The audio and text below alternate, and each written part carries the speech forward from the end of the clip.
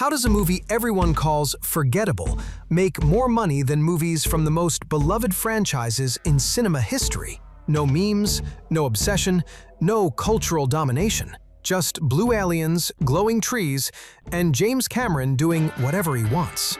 If nobody talks about Avatar, why does everyone keep paying to see it? Back in 2009, James Cameron had spent $237 million making the first Avatar movie, only to end up with a domestic opening weekend of $77 million. For context, The Dark Knight had opened to $158 million the year before. For a movie this expensive, $77 million signaled it could flop at the box office. But then, the movie didn't drop. Here's how it happened. In Hollywood, there's this metric called the opening weekend multiplier. It measures how much a film earns total compared to its opening weekend. Most blockbusters today, they have a multiplier of about 2.5x to 3x. You explode opening weekend, then collapse the following week because everyone who cared already saw it.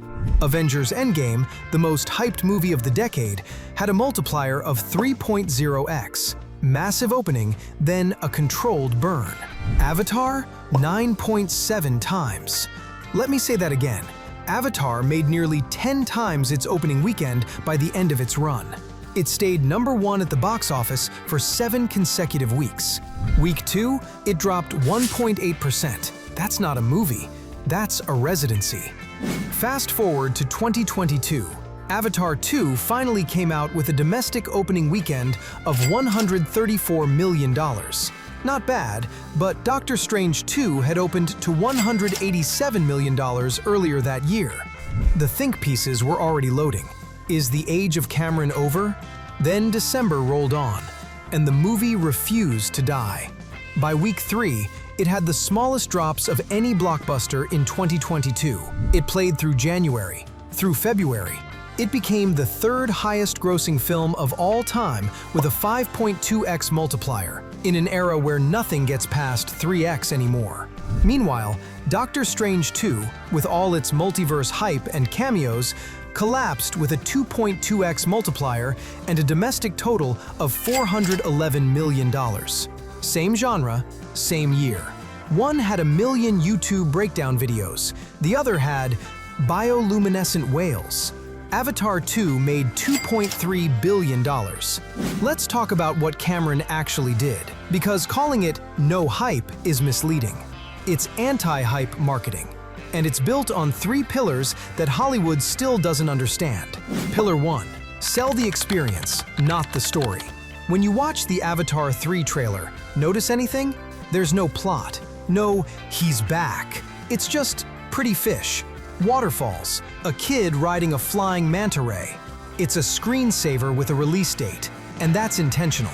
James Cameron has said, and I'm paraphrasing here, that his movies are not puzzles to solve, they're places to visit. He's not selling you a story, he's selling you a vacation.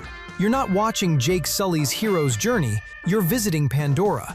The story is just the tour guide.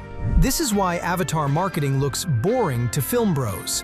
There's no intellectual hook, no mystery box, just, hey, you want to see some really cool stuff? And for 90% of the planet, that's enough. Pillar 2, make it impossible to pirate. Here's the truth about streaming. It diminishes the need for theaters. You can watch Guardians of the Galaxy 3 on your iPad and get 90% of the experience. Same jokes, same heart, smaller screen, sure, but you're not missing anything essential. Now, try watching Avatar on your phone. Go ahead, I dare you. Don't you dare. The entire point of Avatar is that it's a theatrical product. Cameron spent $460 million building a movie in which the experience cannot be replicated at home. He shot scenes in 3D so advanced, it required new cameras with high frame rate sequences. Actors also shot scenes in a 900,000-gallon tank to get real water physics. You know what all that means? You have to see it in a theater. And not just any theater, a premium theater. IMAX, Dolby, the fancy seats that cost $25. Here's the kicker. Nearly all of Avatar 2's opening weekend in China came from 3D screenings.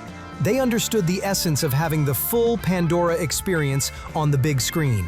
Cameron didn't make a movie, He made a theme park ride that requires a $20 admission ticket.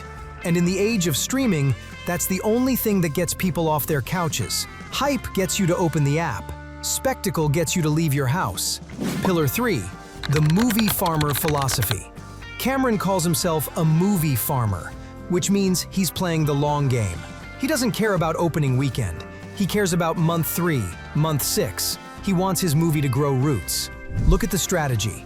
No spoilers to protect. There's no who's the villain mystery because it doesn't matter. The bad guys wear camo and want unobtainium. Done. No fake trailers, no secret cameos, nothing to leak. You don't need to watch 5 Disney Plus shows to understand Avatar. You don't need to remember what happened in Phase 2. You just show up. That's it. Cameron's films rely less on opening weekend urgency and more on sustained word of mouth, with marketing ramping up after audiences have already seen it. Okay, real talk. But nobody talks about Avatar! You've heard this, the SNL Papyrus sketch, the Name One Character meme. The idea that Avatar is this weird financial ghost, makes billions, leaves no cultural footprint. And here's the uncomfortable truth, they're not wrong.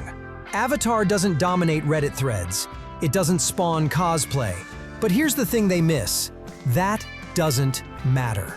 Internet culture has convinced us that cultural impact equals memes plus discourse plus fan theories. That if it's not trending, it's not real. But Box Office Mojo doesn't measure tweets, it measures tickets. And Avatar sells tickets to people who don't live on the internet. These people don't post, they don't theorize, they just go. And then they tell their friends, and their friends go. And the movie stays in theaters for 4 months.